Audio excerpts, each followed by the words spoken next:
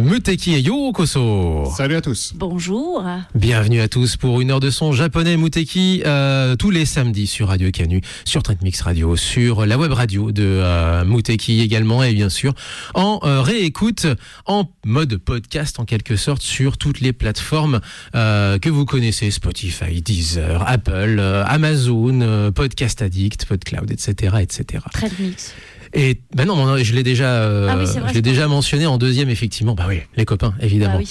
Si vous aimez les années 80, normalement vous devriez connaître cette référence puisque c'était la reprise de Highway to the Danger Zone, réduit en Danger Zone, donc reprise de Kenny Loggins par The Lethal Weapons, donc duo qu'on avait présenté il y a quelques semaines avec un Américain et un Japonais qui s'amusent du côté de Tokyo à faire du métal, à la base pour le fun et maintenant de plus en plus pour aussi un peu l'argent parce que ça commence à prendre. C'est intéressant. Mais toujours pour le fun, bien entendu. Évidemment. Avec beaucoup d'humour.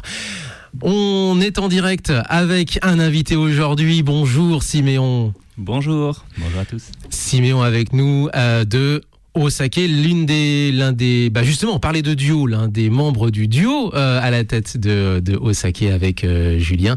On s'était croisés à Japan Expo et Julien justement avait fait une intervention, une conférence sur le saké à Japan Expo. Osake, on le rappelle, producteur, vendeur, boutique en ligne également, ou physique également, de saké et de spiritueux japonais évidemment, à consommer avec modération. Justement, pour ce qui est de cette conférence à Japan Expo ou de cette présence justement à Japan Expo, qu'est-ce que vous en avez gardé comme souvenir là de cette année ? Toujours des bons souvenirs. Japan Expo, c'est un des événements phares pour nous. Ça se passe toujours super bien. On adore rencontrer de nouvelles personnes et on a en plus des fidèles qui reviennent chaque fois, donc c'est cool. Et puis voilà, cette année, comme tu le disais, on a pu participer à une table ronde pour Julien et puis moi j'ai fait 2 présentations sur scène du saké avec une amie qui fait des cocktails sur le saké et ça s'est très bien passé. On a eu des super retours, on a eu des gens qui sont venus. Déjà, on a eu plus de gens. Je pensais vraiment qu'on allait être devant une salle vide. Une salle, une petite. Oui, il y avait des. Petite assemblée, quoi. Voilà, la petite assemblée. Je pensais vraiment qu'on aurait 4 personnes et puis qu'on se parlerait entre nous. Et en fait, non seulement au début, on avait une vingtaine de personnes. Et puis en fait, au fur et à mesure qu'on parlait, ça s'est rempli. Et on a fini. Les sièges étaient quasiment tous occupés. Et le lendemain, on a eu encore des gens qui sont revenus. Donc c'était super, quoi. Et du coup, les gens ont pu vous poser des questions pendant la conférence à la fin, genre un petit temps avec des questions Tout à fait, oui. Nous, on a présenté pendant 40 minutes de mémoire et puis après, on s'est accordé 15 minutes de questions-réponses. Ok. Et donc ça c'était pour Japan Expo, mais le reste du temps, alors ce qui est cool aussi, c'est de voir qu'il y a des gens qui vous attendaient aussi, donc visiblement qui attendaient votre présence sur place, ça c'est sympa. Ouais, c'est génial, on a même des gens, pour la petite anecdote, j'ai eu une personne qui arrive en courant le matin et qui a dit je viens faire mes courses pour l'année, et du coup, parce qu'à chaque fois en fait nos produits, on est en rupture de stock à la fin, et voilà, c'était une habituée qui savait qu'on serait en rupture sur certains produits, du coup. Fallait pas le dire, vous allez être débordé le premier jour. Ça va, on ira faire le réassort. Enfin, tu t'éteins le premier jour, c'est le problème. Et ouais.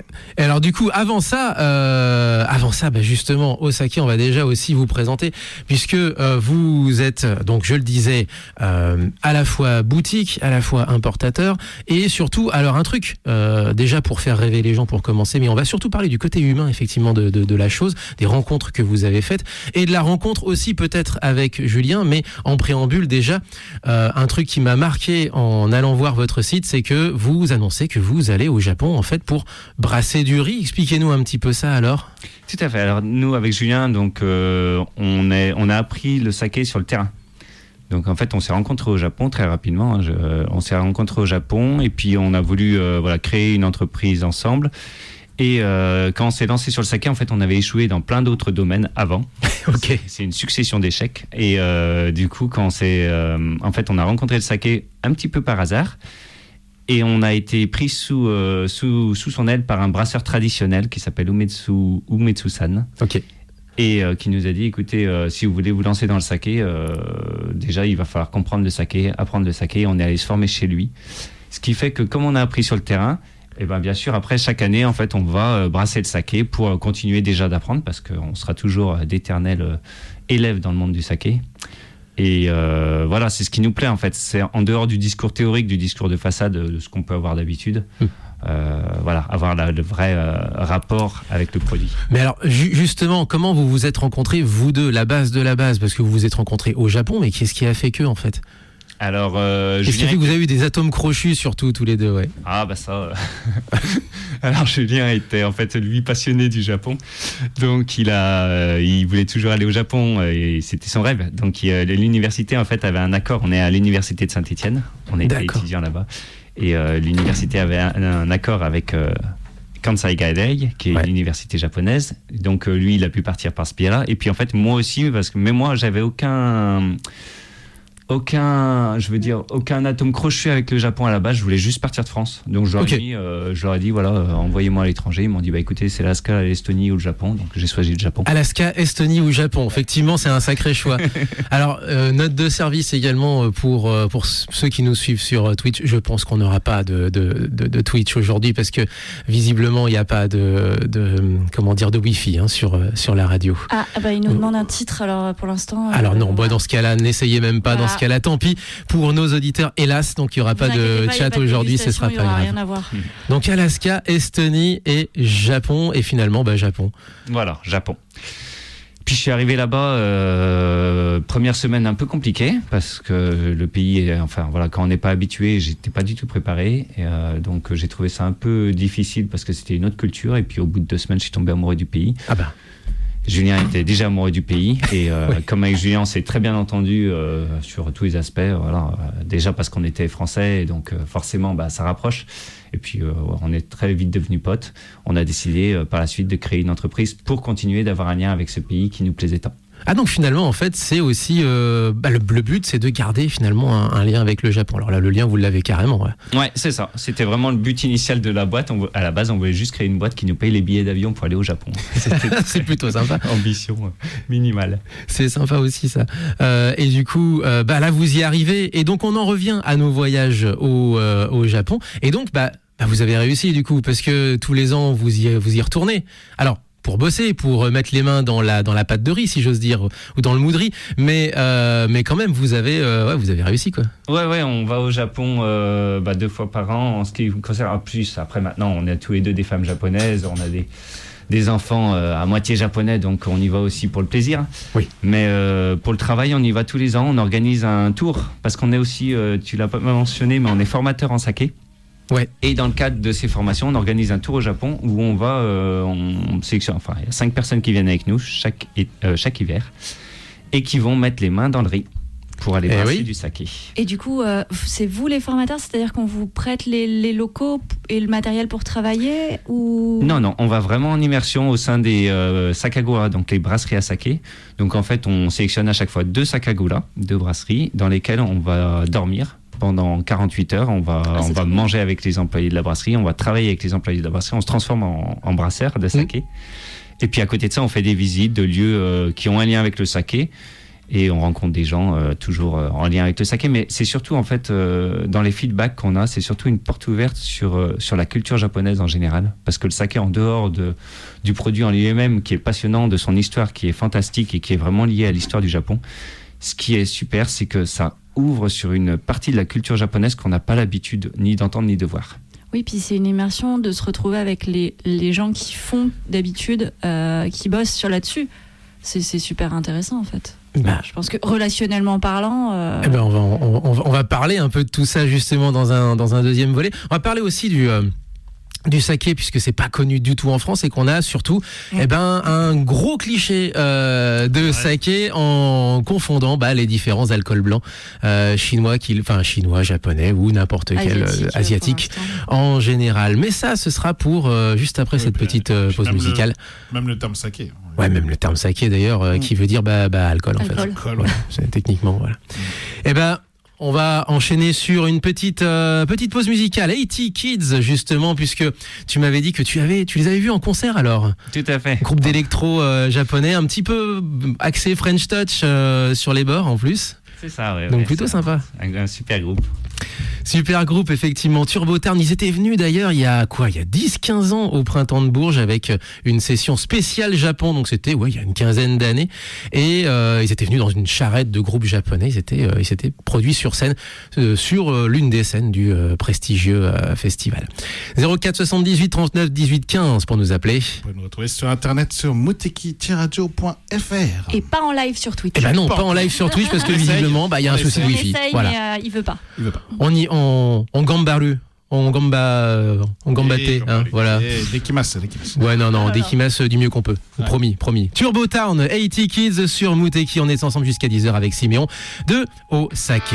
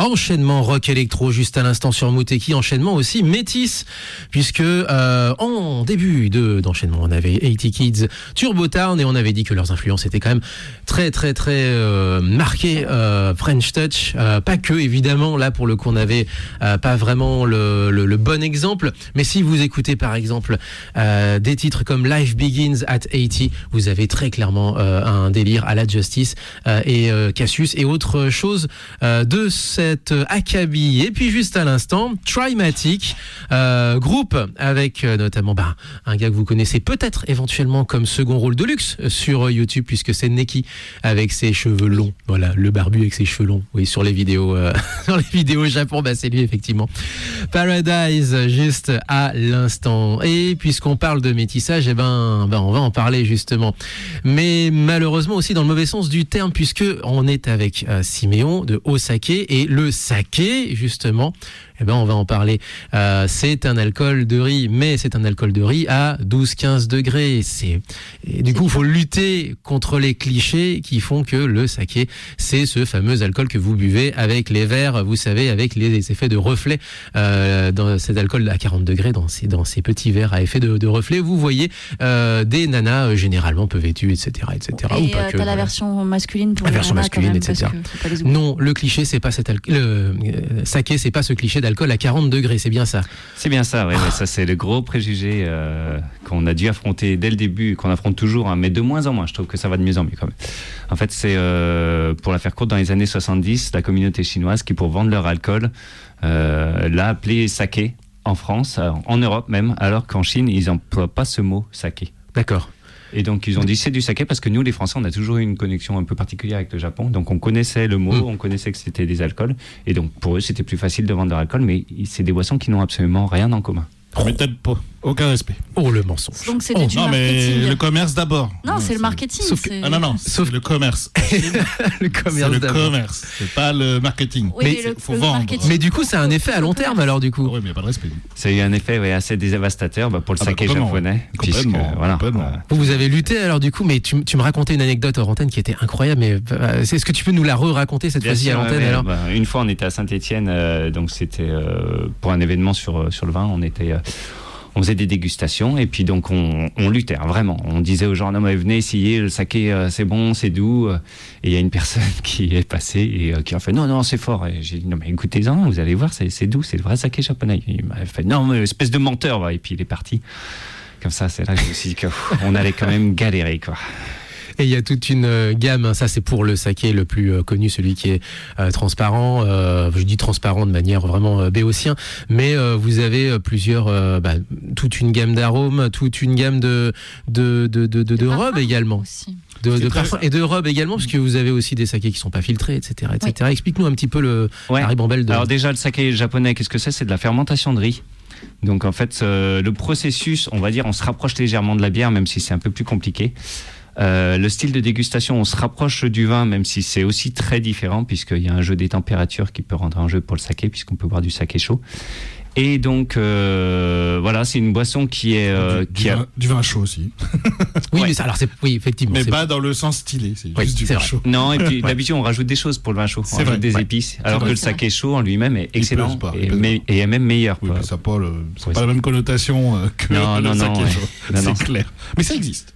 Mais ça existe, tout à fait. En fait, il faut vraiment changer de grille de lecture. Il faut se dire, voilà, C'est clair. il y a la bière, il y a le vin, il y a le saké japonais. Et justement, ça m'amène au deuxième cliché. Bon, le saké 12-15 degrés, c'est comme le vin. Eh ben non, en fait. C'est plus compliqué que ça. Voilà. C'est plus compliqué, tout à fait. Déjà, dans la manière de faire, on dit que le vin, je résume encore une fois, on dit que le vin se fait dans la vigne. C'est-à-dire que le travail du vigneron, c'est avant tout de prendre soin de sa vigne. Alors que le saké, c'est vraiment le maître brasseur qui va décider du style de saké et de la qualité. C'est-à-dire qu'avec les mêmes ingrédients, il peut vraiment faire deux produits complètement différents, quoi. Mais alors justement, par contre, l'exemple à Japan Expo est assez frappant, puisqu'il y avait pas mal de producteurs qui venaient avec des petits stands, et certains qui me parlaient de saké de Niigata, que le saké de telle vallée était différent de celui de la vallée à côté, etc. Et que même l'exposition, c'est pas l'exposition du riz, on n'est pas sur non plus une vigne, mais que globalement, le fait que le riz qui est récolté à tel endroit influence la manière dont il va être brassé, donc les arômes également, etc. Est-ce qu'il n'y a pas aussi un peu un game du terroir, et je mets ça avec beaucoup de guillemets, et donc que le riz qui est récolté sur tel pan de montagne ou sur telle vallée différemment peut influer sur le résultat final. C'est un débat encore, qui est très vivace, puisque la notion de terroir, c'est une notion relativement moderne dans le monde du saké, vu que historiquement, il n'y avait pas de terroir, puisque les brasseurs avaient quasiment l'obligation d'aller chercher du riz ailleurs pour se préserver. Vous savez, il y a beaucoup de typhons au Japon, et donc si jamais il y avait un typhon à un endroit, il fallait qu'ils puissent se retourner et avoir du riz ailleurs. Donc dernièrement, ils se sont mis à utiliser des riz plus locaux et à utiliser cette notion de terroir. Personnellement, j'ai énormément de mal à y croire. Okay. On le voit, hein, ils ont fait des indications géographiques. Et en fait, quand on va un peu fouiller dans les trucs administratifs, il y a pas grand chose derrière. C'est vrai, c'est plus de la mise en scène qu'autre chose.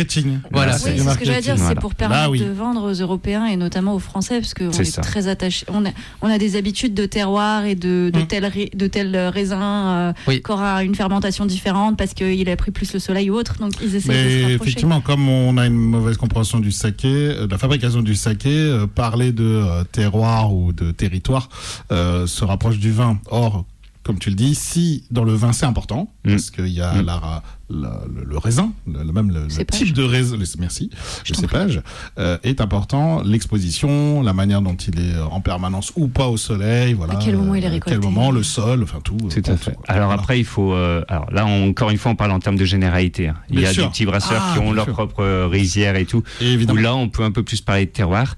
Et puis, je trouve que même si encore c'est un peu foutraque pour le moment, je trouve que ça va quand même dans le bon sens. Qu'ils commencent un petit peu à réfléchir à leur boisson, à la structurer. Et cette notion de parler de terroir, d'essayer de faire des indications géographiques, bon, on va dire c'est des brouillons pour le moment, mais ça fait quand même parler. Et c'est quand même positif au final. Mais alors du coup, au Japon aussi, ou pas ou alors c'est vraiment que par rapport aux Français, avec le vocabulaire du vin, histoire de pouvoir faire du marketing. Mais est-ce qu'au Japon, ils commencent à prendre ça peut-être un petit peu plus au sérieux ? Oui, alors au Japon, c'est rigolo, mais en fait, ils singent vraiment les sommeliers, le domaine du vin, pour parler aux Japonais, pour vendre leur saké. Maintenant, vous allez dans les brasseries à saké, la plupart du temps, ils vous servent leur saké dans un verre à vin. Ah oui. Ouais. Alors que traditionnellement, c'est pas ça. Non, saké, du tout. C'est un gobelet en bois, il me semble, hein, non ? Pas tout à... Oui, il y a les gobelets en bois, mais sinon, ça peut être des céramiques. Voilà, mais c'est vrai que les sakés modernes sont très... on est un peu sur les mêmes codes que le vin, ça se déguste frais, c'est très aromatique. Et donc, ils n'hésitent plus à le servir dans un verre à vin. Et pour certains sakés, il faut dire que ça convient très bien. Mais voilà, c'est un peu différent. Est-ce que le saké au Japon, ça désigne l'alcool de riz finalement, ou est-ce que c'est plus global ? C'est une excellente question. Le mot saké, en fait, c'est l'alcool global. Donc, on peut aller dans un restaurant et dire je veux du saké, on se retrouve avec du shochu, du shochu, de la tequila, etc., etc. Après, pour aller plus dans le détail, si on dit o saké avec le o honorifique, là, on aura plus le saké japonais dont nous on parle. Donc l'alcool de riz. Voilà. Et eux, ils ont un nom particulier pour le saké qui est le Nihonshu. Nihon, c'est Japon, Shu, c'est alcool. Donc, ils appellent ça alcool japonais, ce que nous, on appelle saké japonais. Voilà, ok. Voilà. Donc, de l'alcool de production nationale, voilà. Ce qui revient au même, puisque saké voulant dire alcool, en fait. Donc, on va juste garder le terme saké parce qu'on est habitué, je pense. Voilà, c'est ça. Et puis, le terme Nihonshu est trop restrictif. Il faut que ce soit fait au Japon, il faut que ce soit fait avec des ingrédients japonais. C'est pas tout le temps le cas. Ok, d'accord. Oui, au saké, comme on peut dire au cha aussi, par exemple, pour le thé. Et qui est donc le thé vert. Sinon, en fait, cha ou kocha, c'est le thé continental, j'ai envie de dire, asiatique continental. De l'autre côté. Exactement. De la mer. Mais justement, petite transition, et puis après, je pense qu'on passera justement à une pause musicale. Transition vers les rencontres que vous avez fait. Et moi, ce que je vois sur la carte, pas une carte interactive, mais vous avez une carte effectivement indicative avec justement des petites biographies de vos partenaires. Je vois sur la carte que beaucoup de vos partenaires sont globalement sur la côte de la mer du Japon. Donc plutôt, pas du côté Pacifique, pas du côté mer intérieure, mais la plupart sont plutôt du côté de la mer du Japon qui regarde en face la Corée ou la Russie. C'est plutôt là que se fait traditionnellement le saké, ou c'est là qu'il est le meilleur, je ne sais pas. Est-ce qu'il y a une vraie terre à saké ? Non, nous en fait, on nous demande souvent comment s'est faite notre sélection. En fait, elle s'est faite au gré des rencontres. Donc c'est, on va dire, par pur hasard. Quand on est tombé sur un super produit, on veut aller voir le producteur, et généralement, comme je vous l'avais dit, c'est Umetsu-san, donc qui nous avait pris sous son aile au début, qui est une des références dans le saké traditionnel. Et donc nous, forcément, ils nous ont il nous a orientés donc on s'est mis à apprécier le saké traditionnel. Donc quand on goûtait des bons sakés, la plupart du temps, il connaissait les brasseurs. Et vu qu'il nous avait un peu validé, derrière, les brasseurs étaient beaucoup plus ouverts pour nous rencontrer. Donc oui, il y a une terre du saké qui est plus la région, le Kansai, si ça vous parle. Kansai, Kyoto, Osaka, tout ça. Kyoto, Osaka, Kobe, voilà. Donc ça, c'est la région historique. Après, nous, on a des brasseurs un petit peu partout. On est plus dans le sud-ouest, on va dire.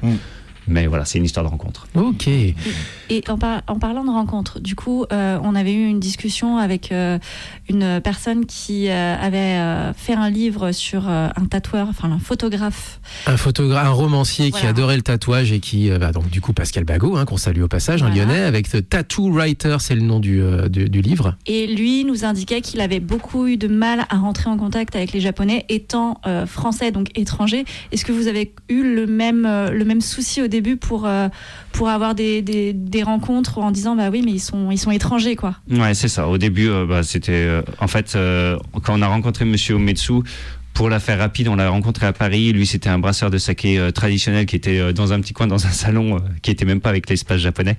Et quand on allait le voir, en fait, au début, il nous avait même pas parlé, quoi. On était deux petits jeunes, deux petits cons. On lui a dit, on veut importer du saké. En gros, il nous a dit, écoutez, vous êtes bien gentils, mais si vous êtes sérieux, venez me voir au Japon. Et nous, on a dit, banco, on vient. Go, allez. Et donc là, il a commencé un petit peu à nous prendre un peu plus au sérieux. Et en fait, on a passé un peu plus de 2 ans ensemble à se faire confiance mutuellement. Enfin, surtout, lui a plus nous faire confiance à nous, parce que nous, on lui faisait déjà confiance. Et donc, ça a pris 2 ans avant qu'on puisse démarrer la partie import, la partie business, on va dire. Parce qu'il fallait cette validation, il fallait qu'il soit sûr de notre motivation et de notre envie de nous impliquer dans le monde du saké. Grâce à lui, après, ça allait beaucoup plus vite. Suite de ces rencontres, justement, après la pause musicale. Léo, par contre, je me tourne vers toi plutôt... Alors, je sais pas si on va faire notre devinette aujourd'hui, parce qu'on n'a pas de chat, donc on va être restreint. C'est pas faux, parce que sinon, ça va être restreint. Donc plutôt rétro, parce que je vois que tu as du City Hunter, ou plutôt actuel avec du Dan Dadan, par exemple. Quelle serait ton envie du moment? Le choix, c'est Dan Dadan. Dan Dadan, allez, c'est parti dans ce cas-là, let's go. Avec Creepy Nuts. Creepy Nuts, donc la sensation hip-hop du moment. Voilà. Groupe à la mode, effectivement. Encore un tube, ça défonce tout là en ce moment. Creepy Nuts. Donc les noix qui font peur, Non mais c'est ça. Non, mais creepy. Le nom du groupe est parfait pour la série. Les noix glauques d'une certaine façon. Voilà, exactement. Otonoke, c'est le nom de la chanson. Dan Dadan, c'est le nom évidemment de l'anime. C'est parti sur Muteki.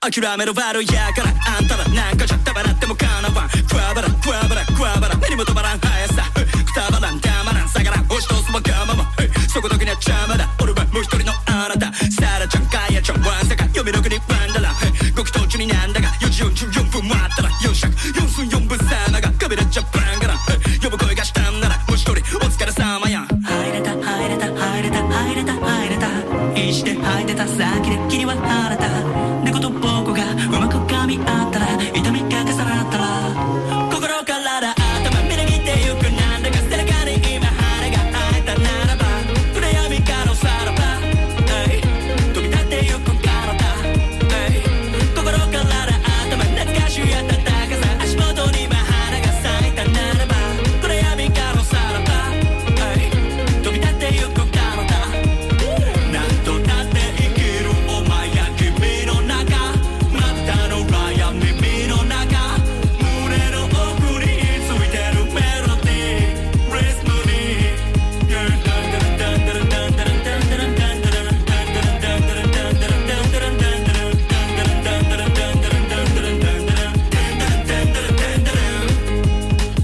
今日も才の河原ど真ん中積み上げてくトップトップ鬼とジャンバラードリリカのチェスマサカ渡る大海原花ぶたすぎシャララ払いたいのならマスターまでのサスタバ誰が開いたかパンドラアートは誰があっても知らんがら何百年待ったか超久しぶりのシャバだガキや若葉まだこちくんじゃねえよバカが今確かに目があったなこういうことかシャマラン入れた入れた入れた入れた入れた眠り飽きた先で君が待ってた盾と矛が肩を抱き合ったら怒りが消え去ったら心から頭みなぎってゆくなんだか背中に今羽が生えたならば暗闇からさらば飛び立ってゆく体心から頭懐かしい暖かさ足元に今羽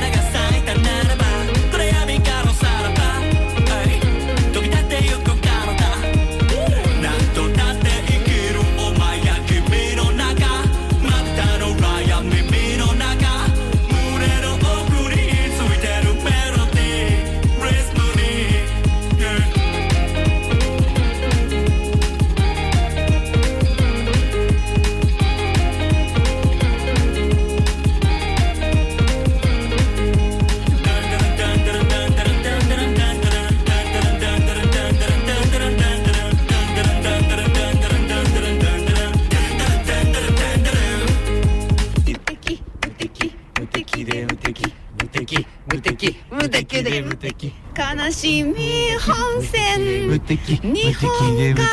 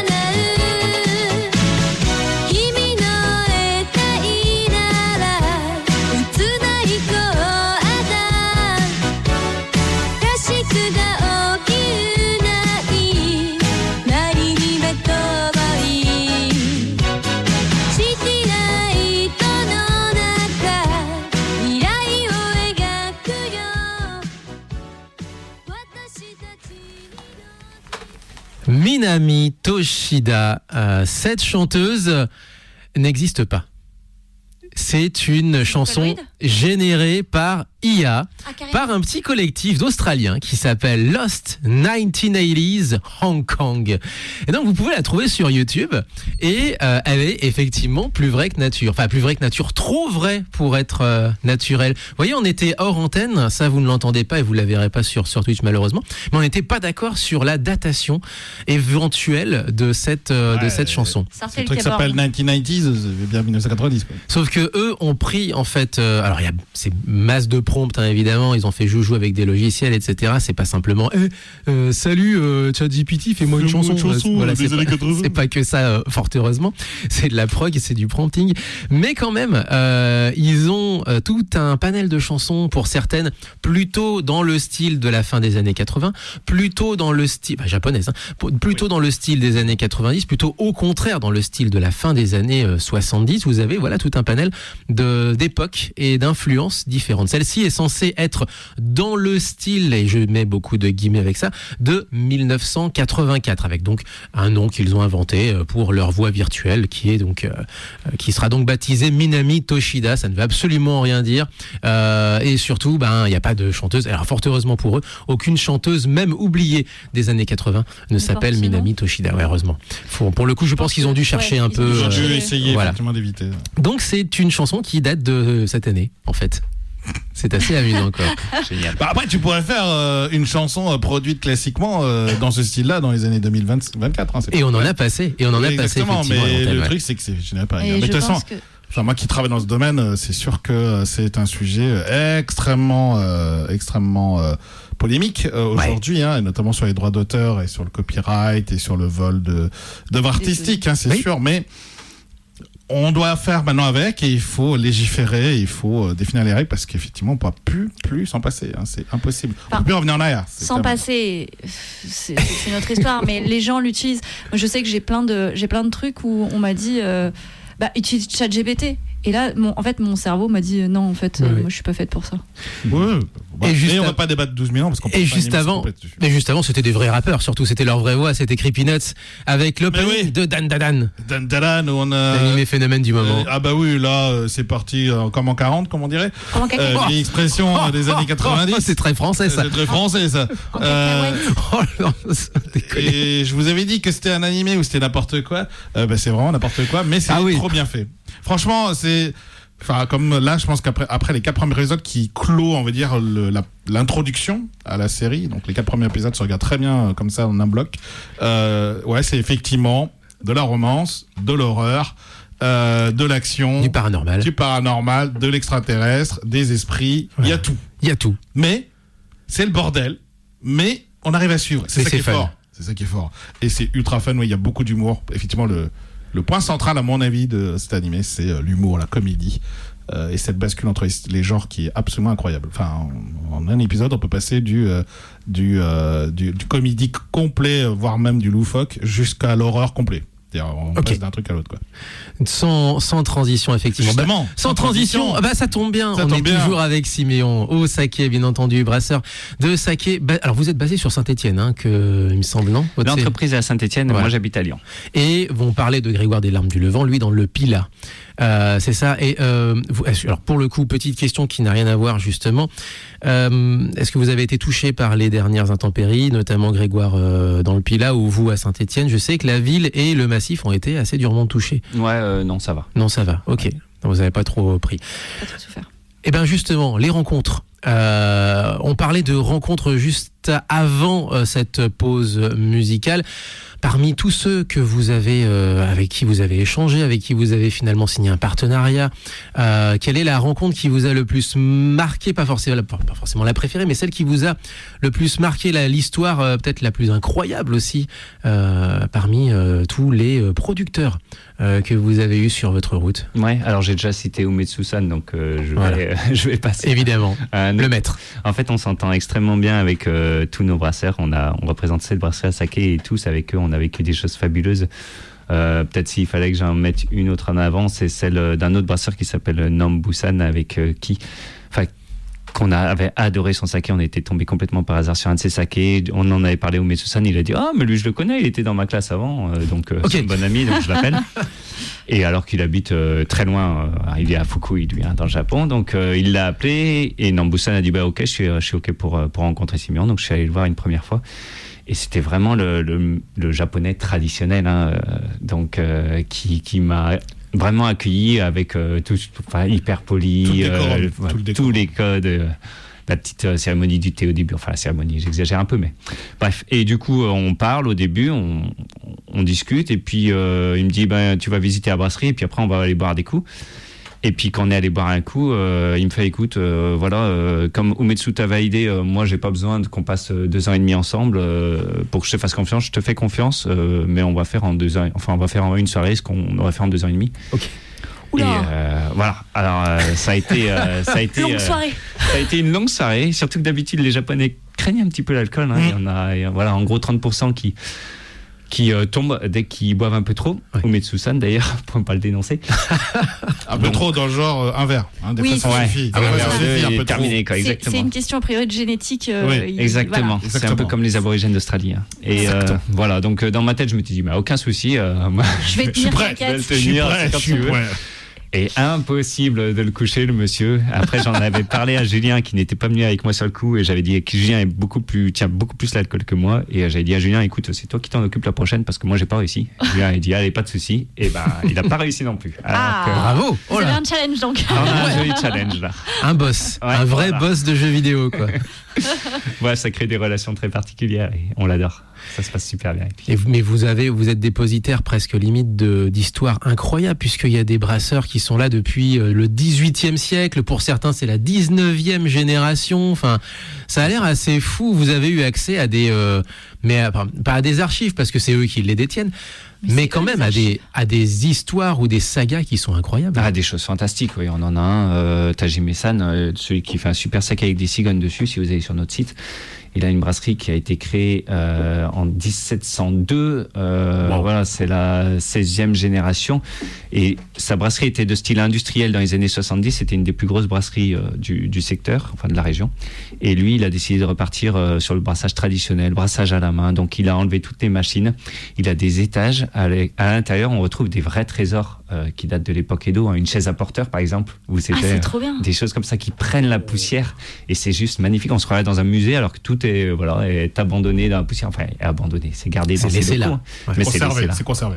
C'est conservé, ouais, voilà. Et c'est des choses fabuleuses. Il a des histoires. Et aujourd'hui, dans le monde du saké au Japon, donc on va parler effectivement du monde de la brasserie, etc. Justement, avec la modernisation, avec le fait que beaucoup de choses s'industrialisent, finalement. Est-ce que on sait qu'au Japon, la tradition c'est important. Est-ce que du coup, du côté des brasseries, pareil, est-ce qu'il y a toujours cette transmission qui se fait, où il y a plus de difficultés à transmettre les brasseries? Il y a de plus en plus de difficultés. Le monde du saké va mal. Alors, il va mal parce que les sakés industriels se sont cassés la figure depuis les années 70, ça se casse la figure. Par contre, les sakés traditionnels, artisanaux résistent mieux. Et on a une légère remontée de ces sakés. Et donc, on a aussi des sakés, on va dire les sakés un peu plus qualitatifs remontent la pente.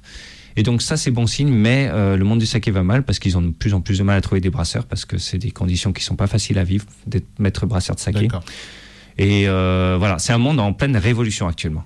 Okay. Est-ce qu'on disait tout à l'heure par rapport à ce que tu nous par rapport à ce qu'on discutait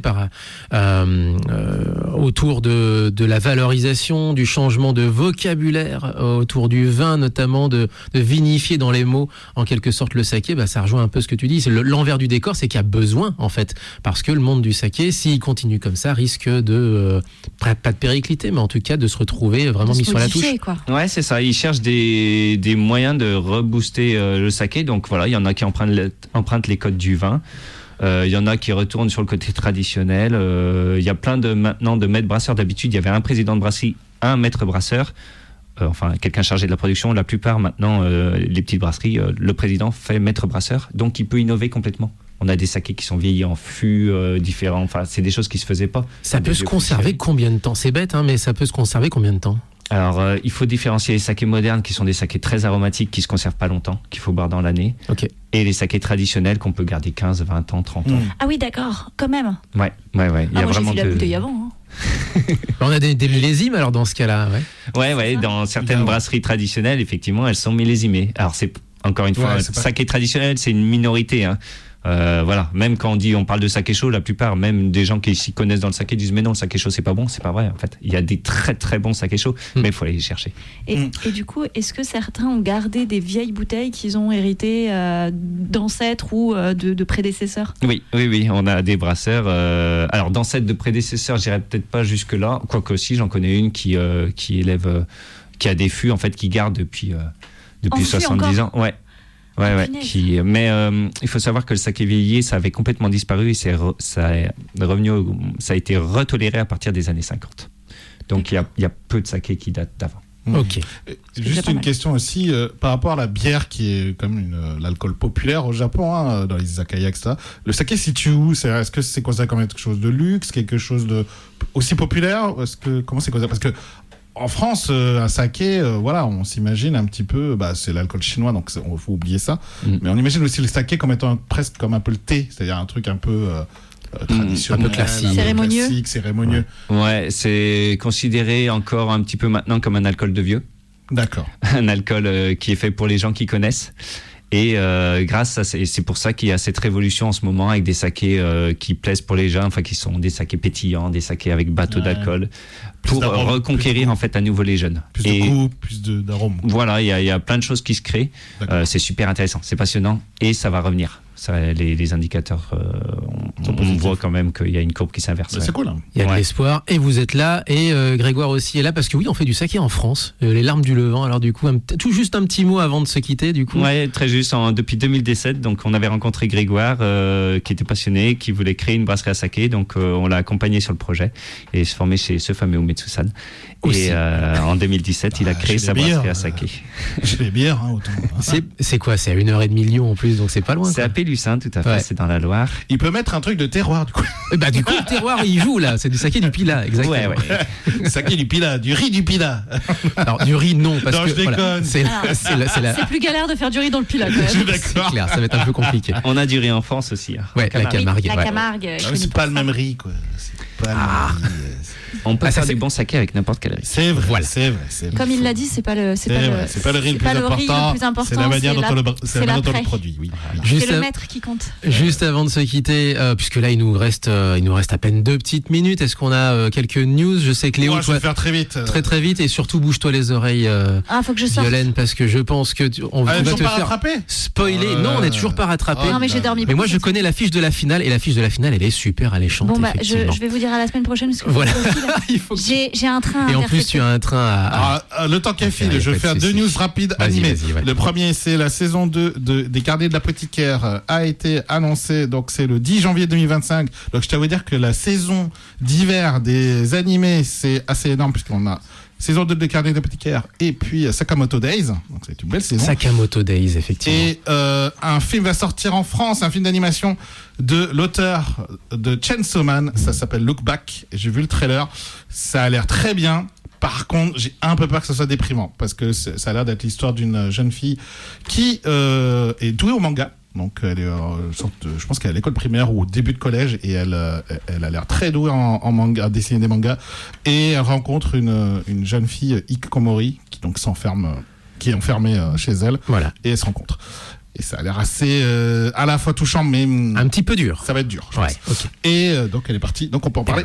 Et donc la finale de rêve Ça y est, c'est en bon. Major League Baseball, Oh oui, finale de rêve. c'est la folie. Il y a des Japonais qui sont en train d'essayer, je dis bien essayer parce que c'est dur, de prendre des billets d'avion Alors. pour aller à Los Angeles pour aller voir donc la finale des Los Angeles Dodgers contre les New York Yankees. C'est les deux plus grosses franchises De l'histoire, de l'histoire actuellement même là en ce moment c'est les plus fortes. Et puis 2 franchises qui étaient auparavant new-yorkaises, puisque les Dodgers ont déménagé à Los Angeles dans les années 50. T'as raison. Donc c'était Brooklyn contre New York dans les années 30-40, quelque chose comme ça. Maintenant c'est Los Angeles contre New York. Les Yankees qui sont l'ancienne franchise de Ichiro Suzuki, ex-légende des légendes du baseball japonais. Donc face aux Dodgers de Shohei Ohtani et Yamamoto. Et là c'est Judge contre Ohtani, ça monte en pression. Et aux États-Unis, il y a des bandes annonces de ouf, comme si c'était un film, quoi. C'est une série télé, quoi. Premier sang versé ce matin, si j'ose dire, puisque il y a eu une victoire des Dodgers avec un grand chelem. Un grand chelem, si vous savez, si vous connaissez un peu le baseball, vous allez apprécier ce move. C'est un peu comme un hat-trick en football. Voilà, c'est 4 points d'un 4 points d'un coup, c'est-à-dire qu'il y avait 3 joueurs en base et il a mis tout le monde en base. Voilà, Il a Eddie Freeman pour le coup. Allez, on va je pense qu'on n'aura pas le temps d'aller plus loin parce que sinon après. Ah mais c'est tout, donc c'est bon. C'est formidable, alors très bien. Merci beaucoup Siméon. On rappelle osake.fr pour avoir toutes les informations et vous êtes aussi très présent sur les réseaux sociaux également. Oui, merci. Et d'ailleurs, on va faire un peu de pub sur la page Moteki et tout, donc suivez-nous. Moi je vais je vais poster 2-3 trucs. Carrément, vas-y. Ah ouais, avec grand plaisir. Allez, je bois pas beaucoup de saké, mais j'en bois un peu. On va en parler un peu. On a fait des dégustations déjà, on en avait parlé d'ailleurs, on avait fait des comptes rendus. Juste très vite, est-ce que vous allez à une prochaine convention, soit en région ou ailleurs? On sera au Japan Tech. Okay. À Lyon. Donc voilà, fin novembre. Et puis on a une formation sur le saké qui est organisée du 18 au 20. Vous avez déjà il faudra qu'on fasse. Où ça, à Lyon? À Lyon, ouais. Super. Il y a encore des places. Et c'est où? C'est à Espace Japon. Espace Lyon Japon, on leur fait des bisous au passage. Parfait. Très bien.